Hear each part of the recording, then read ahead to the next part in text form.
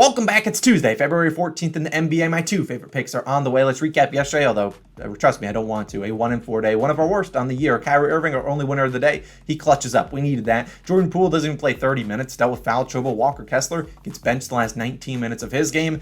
Foul trouble there too. And then Brunson, we took his under, and that man could not miss yesterday. And Banchero doesn't grab any boards. It was a bad day. Look, I'm going to own up to it. It's no fun coming on camera. Be like, yo, the picks were bad. And they've been bad over the last 7 to 10 days. Just have not been, not been getting the right reads, getting some bad luck, everything in between. And on February as a whole, I want to take a step back, 19 and 21 on the month. So, well, it feels like we're like 19 and 41. It's not been a terrible month so far. Hopefully we can turn that around going into the All-Star break, and then after the All-Star break, dial back in and really get on a hot streak here. And if you are new, welcome to the channel. We've had a great track record all year long. That's not going to change hopefully today or the last few days. Let's dial back in. We need a winning day here in the worst way. And despite the plays not being great, it's Valentine's Day. Let's have a positive day and let's talk about some cool things. Now, as I talked about last week, Underdog Fantasy, since you guys have been using the code so much, they're flying me out to the Cavaliers-Sixers game, which is tomorrow. So we're going to host the COS fan meetup, a meet and greet, whatever you want to call it. I'll be at Xfinity Live, which is right outside the Sixers arena. I put the address up on the screen. I'll be there at 5 p.m. to roughly around 6:30, 6:45 p.m. or so. The game's at 7:30. And look, if you want to come meet me, take pictures, I'll buy you a drink. We can chat, talk sports betting, do whatever we want. But like, if you want to come meet me, I'll be at Xfinity Live tomorrow at 5 p.m. I'll be there. My fiance will be there. Logan will also be there. I'm sure you know Logan. He's gearing up for the MLB starting soon. So that's tomorrow. I'll say a reminder in tomorrow's video, but we'll love to meet you guys. You guys have changed my life in so many ways you wouldn't even imagine. So if you're going to the Sixers game afterwards and you can't come to meet and greet, maybe you'll see me at the Sixers game too. I'll post pictures and stuff on social media at my seats and stuff like that. So hopefully I get to meet some of you all tomorrow. That would be absolutely electric. So either way, we'll talk about that tomorrow as well. Let's hop into our favorite plays. I got 2 of them. Let's go 2-0. Let's move on to tomorrow. We're going to this guy, Mr. Devin Booker. He's on the thumbnail. Over 32.5 points, rebounds, and assists, which is currently minus 121 on Caesars. You can take this at 33.5. I really don't imagine it goes up to 34.5. And if it does, probably wouldn't play it there. And look, Booker obviously coming back from injury. He's played 2 games since then. And while he didn't get the biggest minutes, played 26 in both those games, he did have 29 and 30 PRAs. So yes, he did go under, but he had 4 and 5 fouls in each of those. So was just hacking people, not playing any defense. And hopefully he stays a little bit out of foul trouble today. And he likely gets his minutes up to a little bit more, to maybe 30 or more minutes today. They're not going to play him 40 minutes, but maybe he gets around 30. And he's going to have a high usage when he's on the floor. Now, in both games since his return, Booker, well, he hasn't shot well from the field, 40% and 38.9% from the field, well below his season average of 48%. So if he shoots a little bit better from the field, knocks down some shots, he's going to hit the over, and he's been doing a good job facilitating, grabbing some boards as well. And look, we look at this, Bridges obviously is gone. Cam Johnson, gone, both in Brooklyn. So the Suns really don't have a lot of guys around Booker that are going to take a lot of usage up from him. Chris Paul obviously will have the ball in his hands. DeAndre Ayton really needs you to feed it to him, and the other guys really aren't going to do a whole lot. So while Booker's on the court for his limited 25 to 30 minutes, Suns are going to play through him and give him the ball and let him kind of cook this team. And the Kings, one of the best playing teams to play against if you're trying to take overs against, because the Kings have not been a great defensive team and are also going to be a team that are going to push the pace fast and often. Now, in November, these two teams played. Booker scored 44 points, dropped 56 PRAs on Sacramento. Now, yes, he played 41 minutes in that game. He's not playing 41 today, but he's historically, if you look at his game logs against them, shot very well against his team, above 40% in almost all of his games recently against him. He's also done a good job facilitating for his teammates, averaging, I think, 9 to 10 potential assists. So I think this is Booker, first home game back from his injury, so maybe he shoots a little bit better back in the home court, back in the home gyms and whatnot. But either way, that's Kings and Suns, both neck and neck in the standings. So this is a bigger game than maybe like a game against some team like the Spurs or something like that. That really doesn't mean a whole lot to the Suns. This game does mean a whole lot. This game might decide playoff seeding down the line. So I think Booker comes back here. They might up his minutes to maybe 30. I think he has a big night. We'll take his over 32.5 PRAs, points, rebounds, and assists. I like his points over the most. If you want to take points plus assists, I wouldn't call you crazy. I think Booker has a big night. He's on the thumbnail for a reason. Hopefully he treats us nicely, brings us to a 1-0 night. We'll take you, Mr. Booker, over in PRAs. Now, my second and final play of the day is going to be a guy that we actually took his over on Sunday.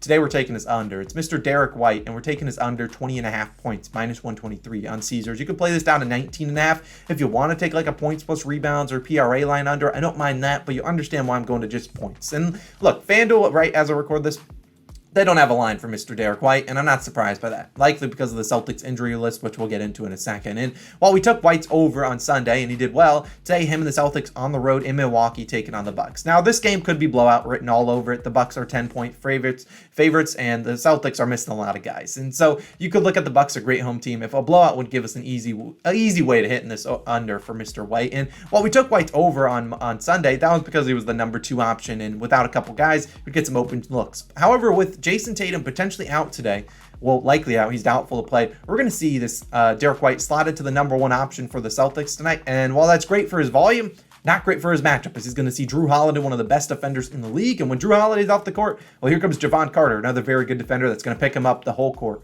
94 feet, he's just going to press him and just kind of tire him out. And so we're going to look at White. How does he score his points? It's a lot of catch and shoot, a lot of cutting to the basket, getting the ball from his teammates and laying it in. Now, laying it in over the Bucks with Brook Lopez and Giannis, not going to go too well. But also you look at catch and shoot guys, he's not going to have a lot of catch and shoot opportunities given that he's going to have the ball in his hands being the #1 option. So I look at him, maybe he sees an uptick in shot attempts. I mean, he shot 17 and 20 times the last 2 games, but he likely sees a downtick in terms of quality shots, which is kind of what you're looking at. You can shoot as many times as you want. You're still going to have good looks to make them. Every NBA player is obviously going to struggle to score if they're getting contested looks. I mean, they can knock him down. It's just one of those nights, but with Drew Holiday on him, I think it's going to be a tough night for Mr. Derek White. Now the Celtics, like I said, going to be banged up. Jaylen Brown, Marcus Smart confirmed out. Jason Tatum, doubtful to play. They also have several other guys like Robert Williams, Grant Williams, all kind of on the injury report. So at the end of the day, I look at this Bucks team. They should be able to beat this Celtics team, but even if they don't, they're going to make life difficult on Derek White and maybe make some guys like Sam Hauser, Peyton Pritchard, Blake Griffin, who probably goes in the lineup to beat them. And we look at guys like Brook Lopez, they're kind of just camping out in the paint. They're not going to go out there and guard Blake Griffin and Luke Cornett and the world. So I think those guys have their open shot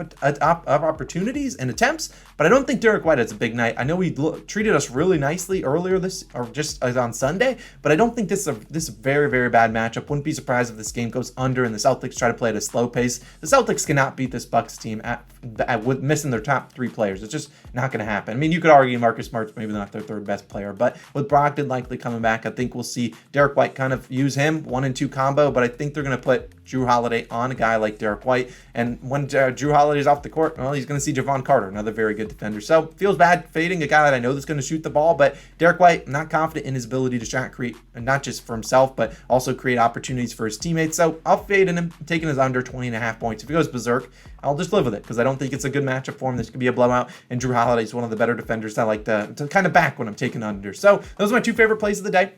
Drop your favorite plays down below. It would be absolutely electric. We can go 2-0, just move on to Wednesday, go 2-0 there, and then maybe we'll have a play or 2 on Thursday when there's only like 2 or 3 games. So those are my 2 plays. We're riding with, obviously, Derek White's under 20.5 points and Devin Booker over 32.5 PRAs. If you just need an individual line for Booker, you probably should take his points because that's probably what he's going to need to do the most of. So those are my 2 favorite plays of the day. Let me know your favorite plays down below. Just a reminder, if you skipped forward early in the video, we're doing a meet and greet tomorrow at 5 p.m. Eastern time at Xfinity Live right outside the Philadelphia 76ers game. Hopefully we get to meet some of you guys tomorrow, and it would be really cool if I get to meet some of you. But if you can't make it, that's all good. We'll try to do more of these meet and greets in the future. So that'll be tomorrow. My fiance, Trina, will be there. Logan will be there. I think his girlfriend will be there. It'll be a great day. So either way, we'll talk about that more tomorrow. Let's go 2-0 today. Let's get back into the winning ways that we are accustomed to doing all year long in the NBA. I'll see you guys back in tomorrow. Let's go 2-0. See you guys then. Peace out.